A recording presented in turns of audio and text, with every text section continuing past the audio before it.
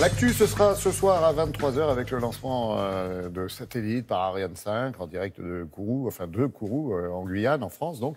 Et le plus, c'est vous, Frédéric, pour nous parler justement de ces satellites qui pullulent dans le ciel maintenant. Ah bah oui, depuis qu'on en lance, c'est-à-dire depuis une soixantaine d'années, il y en a Quel pays qui n'a pas de satellite dans notre ciel? Oui, c'est une colle. Le Liechtenstein, peut-être. Peut-être. Donc depuis qu'on en lance, on a dépassé les 5000 largement. Il y en a encore 1500 qui tournent en ce moment, qui sont en service, plus 20 à 30 000 débris, ce qui pose des problèmes d'ailleurs de collision. Et de nettoyage. Et je commence par la question de base. À quoi ça sert un satellite? Eh ben, au début, à rien, pas à grand-chose en tout cas. Regardez, quand les Russes lancent Sputnik en 57, c'est surtout pour montrer qu'ils peuvent le faire. Et surtout qu'ils peuvent le faire avant les Américains. Ils vont damer le pion aux Américains de plusieurs mois. Ensuite arriveront les satellites de renseignement, alors au sens très large, c'est-à-dire des satellites militaires espions, d'autres qui explorent l'espace pour les scientifiques avec par exemple des télescopes qui voient beaucoup mieux que s'ils étaient sur Terre parce qu'il n'y a pas d'atmosphère qui fait écran.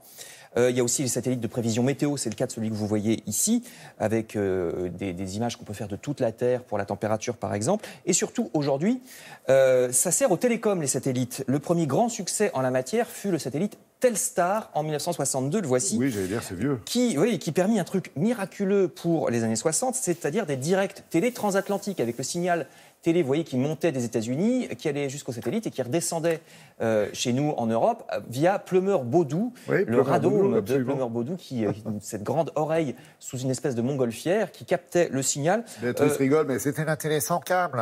Eh ben, oui, non, puis en plus, c'est à peu près encore comme ça que ça, grosso modo, que ça fonctionne aujourd'hui.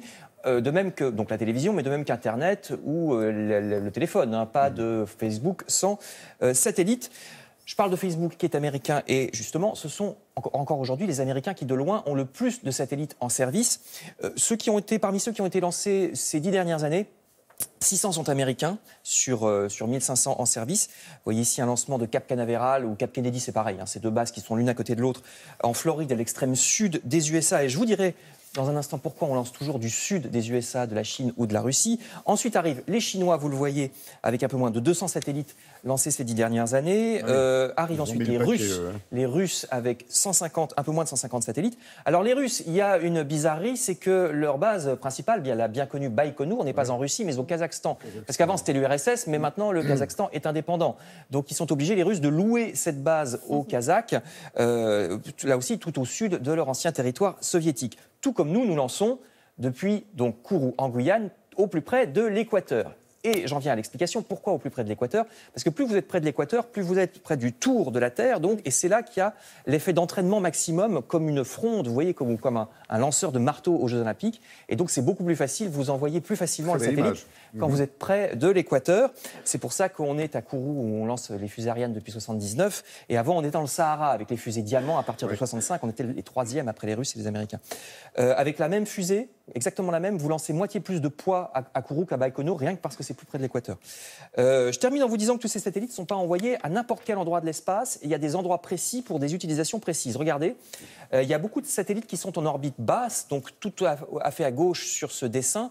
Le Sputnik, la Station spatiale internationale actuellement, ou le télescope Hubble sont à moins de 2000 km d'altitude. Et c'est des satellites qui tournent, ils tournent autour de la Terre. Et plus vous vous éloignez de la Terre, donc ici vers la droite, moins ça tourne parce que la force d'attraction de la Terre s'éloigne. Et quand vous êtes à 36 000 km de la Terre, 35 000 et quelques, ça tourne plus du tout. C'est-à-dire que le satellite reste au même point du ciel, il reste au-dessus du même point de la Terre. C'est ce qu'on appelle un satellite géostationnaire. Et qui fait la circulation? Il restera au-dessus de la France, par exemple. Alors, vous avez des satellites qui tournent entièrement autour de la Terre, comme celui-ci, vous voyez, qui balaye toute la Terre pour les satellites météo, si on a besoin de surveiller toute la Terre. Ou à l'inverse, si vous avez un satellite de télécom qui vise l'Afrique, vous faites un satellite qui tourne autour d'un seul continent, voire qui ne tourne pas du tout, les géostationnaires, qui restent au-dessus du même point de la Terre. Et les géostationnaires, comme c'est très loin, c'est à 36 000 km de la Terre, on utilise en général des grosses fusées, l'une des plus grosses étant Ariane 5 pour les lancer vraiment de gros poids. Vous pouvez envoyer 20 tonnes avec Ariane 5. Là, on n'a pas le temps, Frédéric, mais vous reviendrez nous dire qui fait la circulation dans le ciel quand même. Oui. Un de ces quatre, comment ça s'organise au niveau international, parce qu'il y a vraiment du monde. Il y a des collisions, donc pas tellement de circulation. Merci beaucoup, Frédéric.